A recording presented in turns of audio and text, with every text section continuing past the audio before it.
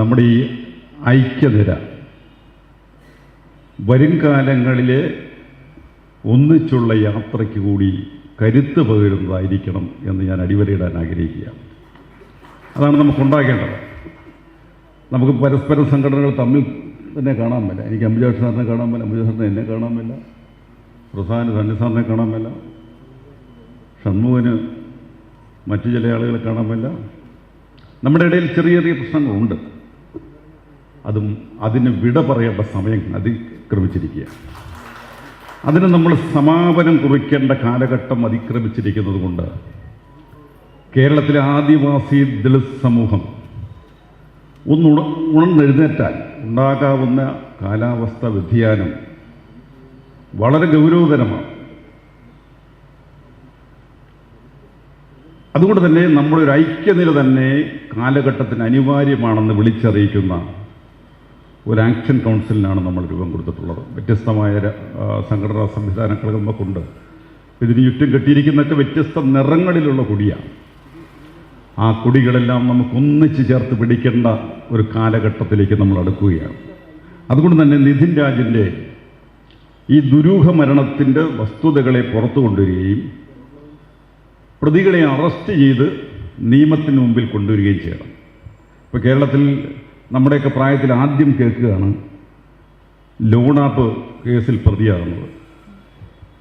ആദ്യമായിട്ടാണ് ലോണാപ്പ് പ്രതിയാകുക.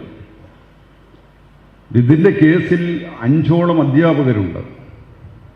അവരെ അറസ്റ്റ് ചെയ്യുന്നതിന് പകരം നോയിഡയിൽ ചെന്ന് നമ്മുടെ പോലീസ് കരുത്ത് കാണിച്ചു.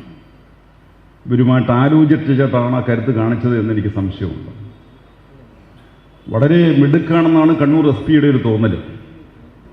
നോയിഡയിൽ ചെന്ന് അറസ്റ്റ് രേഖപ്പെടുത്തി ഇവിടെ കൊണ്ടുവന്നിരിക്കുകയാണ്. നിധിനെ ജാതീയപരമായി അപമാനിക്കുകയും മാനസികമായി പീഡിപ്പിക്കുകയും ചെയ്ത പ്രതികൾ കണ്ണൂർ സുഖമായിട്ട് കിടന്നുറങ്ങുക. ഇതാണ് ഇവിടെ നടക്കുന്ന പ്രധാനപ്പെട്ട പോയിന്റ്. അതുകൊണ്ട് ഇത്തരം തീരുമാനങ്ങളെടുക്കുന്ന പോലീസ് ഓഫീസർമാർ, ഭരണകർത്താക്കൾ അവർക്കെതിരെ വിരൽ ചൂണ്ടുന്ന ഒരു ദിവസമായി ഏപ്രിൽ 28 മാറ്റിയെടുക്കണം എന്നാണ് എനിക്ക് സൂചിപ്പിക്കാനുള്ളത്. കേരളത്തിലെ ആദിവാസി ദളിത് വിഭാഗങ്ങളാണ് ഈ ഹർത്താൽ നടത്തുന്നത്. അവരെ പിന്തുണയ്ക്കുവാൻ വേണ്ടി വിവിധ രാഷ്ട്രീയ പാർട്ടികൾ, മറ്റ് സഹോദര സംഘടനകളൊക്കെ രംഗത്തേക്ക് വരികയാണ്. കാരണം നിധിൻ രാജിൻ്റെ ആത്മഹത്യ സർവകലാശാലയിലെ ആദ്യത്തെ അനുഭവമല്ല. എത്രയോ അനുഭവങ്ങൾ നമ്മുടെ മുമ്പിലുണ്ട്.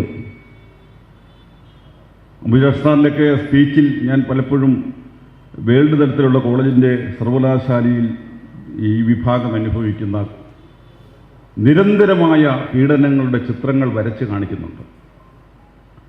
പക്ഷെ നമ്മുടെ കേരളത്തിൽ, സാക്ഷര കേരളത്തിൽ, ജാതിക്കും മതത്തിനുമെതിരായി നിലകൊള്ളുന്ന, എല്ലാവരും തുല്യരാണെന്ന് അഭിമാനത്തോടുകൂടി പറയുന്ന കേരളത്തിൽ രജനി ആനന്ദ് ഉൾപ്പെടെയുള്ള എത്രയോ കുട്ടികൾ കലാലയങ്ങളിൽ ജാതിയുടെ പേരിൽ സ്വന്തം ജീവൻ ബലി കൊടുക്കേണ്ടി വന്നു എന്നുള്ള ദുരവസ്ഥ ഇനിയും നമ്മുടെ കുട്ടികൾക്കുണ്ടാകാൻ പാടില്ല എന്ന് ഉറച്ച തീരുമാനത്തോടു കൂടിയാണ് ഈ ആക്ഷൻ കൗൺസിൽ മുന്നോട്ട് പോകുന്നത്.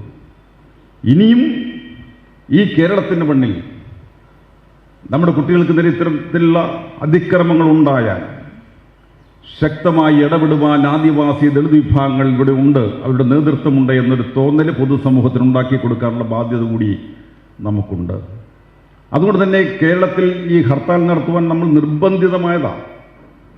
കാരണം അന്വേഷണം വഴിതിരിച്ചു വിടുകയാണ്.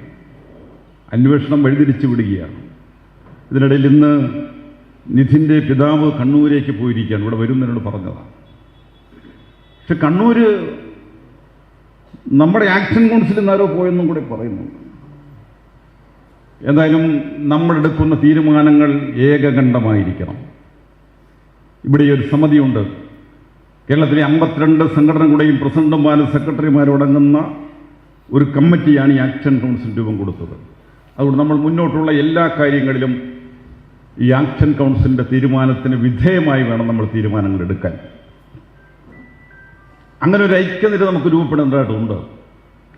ഇന്ന് അല്പം മുമ്പ് നമ്മൾ വാർത്ത കണ്ടു. ഇതിൻ്റെ അച്ഛൻ വളരെ വികാരത്തോടു കൂടി പറയുന്ന ഒരു വാർത്ത നിങ്ങൾ മൊബൈലിൽ സെർച്ച് ചെയ്ത് കിട്ടും. ആ പ്രിൻസിപ്പളിനെ കുത്തിക്കൊല്ലണമെന്നാണ് പുള്ളി പറഞ്ഞത്. ഇപ്പം നിങ്ങളുടെ മൊബൈൽ എടുത്താൽ മതി, ഞാനിപ്പോൾ കേട്ടതാണ്. എത്രമാത്രം പിതാവിൻ്റെ മനസ്സിൽ ആഴത്തിൽ മുറിവുണ്ടാക്കിയിട്ടൊന്ന് ആലോചിച്ച് നോക്കി. എത്ര ദിവസങ്ങൾ കഴിഞ്ഞു, ഒരു മാതാവും പിതാവിൻ്റെയും കണ്ണുനീരടങ്ങിയിട്ടില്ല.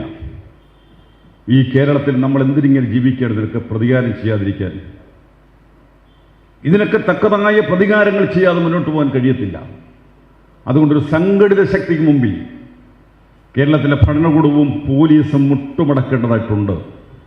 ഇവിടെ കേരളത്തിലെ മാധ്യമങ്ങളാണ് യഥാർത്ഥത്തിൽ ഈ വസ്തുതകളെ പുറത്തു കൊണ്ടുവന്നത്. മാധ്യമങ്ങളെ പ്രത്യേകമായി അഭിനന്ദിക്കാതിരിക്കാൻ സാധ്യതയില്ല. എന്നാൽ ചില മാധ്യമങ്ങൾ ലോൺ ആപ്പിലേക്ക് ഈ സംഭവത്തെ വഴിതിരിച്ചു വിടാനുള്ള ശ്രമം നടക്കുന്നുണ്ട്. അതുകൊണ്ട് തന്നെ അതിശക്തമായ ദളിതാദിവാസി വിഭാഗങ്ങളുടെ ഒരു ഇടപെടൽ ഈ കേസിലുണ്ടായാൽ നിയമപരമായി നമ്മൾ നോക്കുന്നുണ്ട്. ഹൈക്കോടതി അഡ്വക്കേറ്റുമാരെ കണ്ടിട്ടുണ്ട്. തലശ്ശേരിയിൽ അഭിഭാഷകനെ കാണുവാൻ വേണ്ടി നമ്മുടെ സമിതിയുടെ നേതാവ് അഡ്വക്കേറ്റ് എ പ്രസാദിനെ ചുമതലപ്പെടുത്തി ഇന്നലെ തന്നെ അതിൻ്റെ കാര്യങ്ങളുമായി അദ്ദേഹം മുന്നോട്ട് പോവുകയാണ്. നിയമപരമായി ചെയ്യാവുന്ന എല്ലാ കാര്യങ്ങളും നമ്മുടെ നേതൃത്വം തന്നെ വലിയ ഒരു നിയമ പണ്ഡിതന്മാരാണ് ഇവിടെ ഇരിക്കുന്ന മുഴുവൻ ആളുകളും. കാര്യങ്ങളെ എങ്ങനെ മുന്നോട്ട് കൊണ്ടുപോകണമെന്ന് അറിയാവുന്ന ആളുകളാണ്. അതുകൊണ്ട് അതിശക്തമായുള്ള നമ്മുടെ ഇടപെടൽ മുഖാന്തരം പ്രതികളെ അറസ്റ്റ് ചെയ്യുകയും കുടുംബത്തിന് ആവശ്യമായ നഷ്ടപരിഹാരം ലഭിക്കുകയും ചെയ്യണം. നമ്മൾ 10 കോടി രൂപയാണ് നഷ്ടപരിഹാരം ചോദിക്കുന്നത്. അതിന് കാരണം ഇവിടെ സന്നിധാന ഉദ്ഘാടന പ്രസംഗത്തിൽ പറഞ്ഞു. 10 കോടി രൂപ എന്തുകൊണ്ട് ചോദിക്കുന്നു? അതിൻ്റെ കാരണങ്ങൾ അദ്ദേഹം പറഞ്ഞു. BDS പഠനശേഷം അദ്ദേഹം ഡോക്ടറായാൽ അദ്ദേഹത്തിനുള്ളത് ശമ്പളം, ഒരു 10 വർഷത്തെ ശമ്പളം ഇവിടെ ഡോക്ടർമാരൊക്കെ ഇരിപ്പുണ്ട്. കോട്ടയം മെഡിക്കൽ കോളേജിലെ ബഹുമാന്യ ഡോക്ടർ സുരേഷ് കുമാറും ഡോക്ടർ സാഗറും ഒക്കെ ഇരിപ്പുണ്ട്. ശമ്പളമൊക്കെ ഞങ്ങൾക്കറിയാം. ആ ശമ്പളത്തെ 10 വർഷത്തെ ശമ്പളം ഒന്ന് കണക്ക് കൂട്ടിയാൽ 10 കോടി ചോദിച്ചാൽ പോരാ. പക്ഷെ നമ്മൾ 10 കോടി കൊണ്ട് ഒതുക്കുക. ആ 10 കോടി രൂപ കൊടുക്കണം. കേരളത്തിൻ്റെ രാഷ്ട്രീയ ഭൂപടത്തിൽ ഇപ്പോൾ തെരഞ്ഞെടുപ്പ് നിൽക്കുന്ന സമയമായതുകൊണ്ട് മന്ത്രിമാർക്കൊന്നും പറയാൻ മേല. പക്ഷേ ആ മണ്ഡലത്തിൻ്റെ മന്ത്രി, ആ മണ്ഡലത്തിൻ്റെ MLA ദിവസങ്ങൾ 10 കഴിഞ്ഞിരിക്കുന്നു. ആ കുടുംബത്തെ സന്ദർശിക്കാനോ ആ കുടുംബത്തെ ഒന്ന് ആശ്വസിപ്പിക്കാനോ അവർക്കൊരു സഹായധനം പ്രഖ്യാപിക്കാനോ ഇവിടെ ശ്രമിച്ചിട്ടില്ല. അത് നിസ്സാരമായൊരു കാര്യമായിട്ട് നമുക്ക് കാണാൻ കഴിയില്ല. അതുകൊണ്ട് നമ്മുടെ ഇടപെടൽ, നമ്മുടെ സമരമുഖങ്ങൾ, നമ്മുടെ ഹർത്താൽ, ഗ്രാമാന്തരങ്ങളിലുള്ള പ്രതിഷേധ പ്രകടനങ്ങൾ കേരളം ചർച്ച ചെയ്യപ്പെടണം. നമ്മൾ ചർച്ച ചെയ്ത പോരാ, കേരളത്തിലെ പൊതുസമൂഹം ചർച്ച ചെയ്യണം. ആ പൊതുസമൂഹം ചർച്ച ചെയ്യപ്പെടുമ്പോഴാണ് ഇതിന് കൃത്യമായ തീരുമാനം ഉണ്ടാകുകയും നാളുകളിൽ കലാലയങ്ങളിൽ, ക്യാമ്പസുകളിൽ, സർവകലാശാലകളിൽ നമ്മുടെ കുഞ്ഞുങ്ങൾക്ക് ഇത്തരം ഗതികെട്ട സാഹചര്യം ഉണ്ടാകാൻ പാടില്ലാത്ത അവസ്ഥയിലേക്ക് നമുക്ക് എത്തിക്കാനും കൂടി കഴിയണം എന്ന് മാത്രമാണ് എനിക്ക് സൂചിപ്പിക്കാനുള്ളത്. സമരപ്രഖ്യാപന കൺവെൻഷൻ നടക്കുന്ന മഹൽമയ്യൻകാളി സ്മാരക ഹാളിൽ നിന്നുകൊണ്ട് ആ ഗുരുക്കന്മാരെ സാക്ഷി നിർത്തിക്കൊണ്ട് നിതിൻ രാജിന് നീതി ലഭിക്കണം എന്ന് ആവശ്യപ്പെട്ടുകൊണ്ട് നമ്മളെല്ലാവരും ഒത്തുചേർന്നുകൊണ്ട് ഒരു പ്രഖ്യാപനം നടത്തുകയാണ്. ആ പ്രഖ്യാപനം മറ്റൊന്നുമല്ല, നിതിൻ രാജിന് നീതി ലഭിക്കുന്നത് വരെയുള്ള സമരവുമായി നമ്മൾ മുന്നോട്ട് പോവുകയാണ്. അതിൻ്റെ ഭാഗമായി ഏപ്രിൽ 28 രാവിലെ 6 മുതൽ വൈകിട്ട് 6 വരെ സംസ്ഥാനത്ത് ഹർത്താൽ നടത്തുവാൻ നാം തീരുമാനിച്ച വിവരം ഇവിടെ ഏകാന്തമായി അറിയിക്കുകയാണ്. നമ്മുടെ കുട്ടികൾ മരിച്ചാൽ ഉടൻ വീട് പണിയുന്നൊരു പരിപാടിയായിട്ട് ചില ആളുകൾ ഇറങ്ങിയിട്ടുണ്ട്. അതുകൊണ്ട് നമ്മൾ അന്നെടുത്തൊരു തീരുമാനം, നമ്മൾക്കെന്തുകൊണ്ടൊരു വീട് വെച്ച് കൊടുക്കാൻ കഴിയത്തില്ല. കോഴിക്കോട് സർവകലാശാലയിലെ കുറേ വിദ്യാർത്ഥികൾ എന്നെ വിളിച്ചിട്ട് 1 ലക്ഷം രൂപ വീട് പണിയുന്നെങ്കിൽ സംഭാവന തരാമെന്ന് ആദ്യം തന്നെ ഒരു മുന്നറിയിപ്പ് നൽകിയിട്ടുണ്ട്. കുടുംബം അനുവദിക്കുന്നെങ്കിൽ മനോഹരമായൊരു വീട് നമ്മുടെ കുടുംബത്തിന് പണിത് കൊടുക്കാൻ ശ്രമിക്കാൻ പോവുകയാണ്. കാരണം നമ്മുടെ കുഞ്ഞുങ്ങളെ കൊന്നതിന് ശേഷം വീട് പണിത് കൊടുക്കുന്ന പരിപാടി നമുക്കിവിടെ അവസാനിപ്പിക്കണം. അതിൻ്റെ പേരിൽ പണപ്പിരിവ് നടത്തി കുറേ ആളുകൾ രക്ഷപ്പെടുന്നതും നമുക്ക് അവസാനിപ്പിക്കേണ്ടതായിട്ടുണ്ട്. അതിനോട് തീരുമാനം നമ്മൾ എടുത്തിട്ടുണ്ട്. അതിനെല്ലാവരും ഒറ്റക്കെട്ടായി നിൽക്കണം.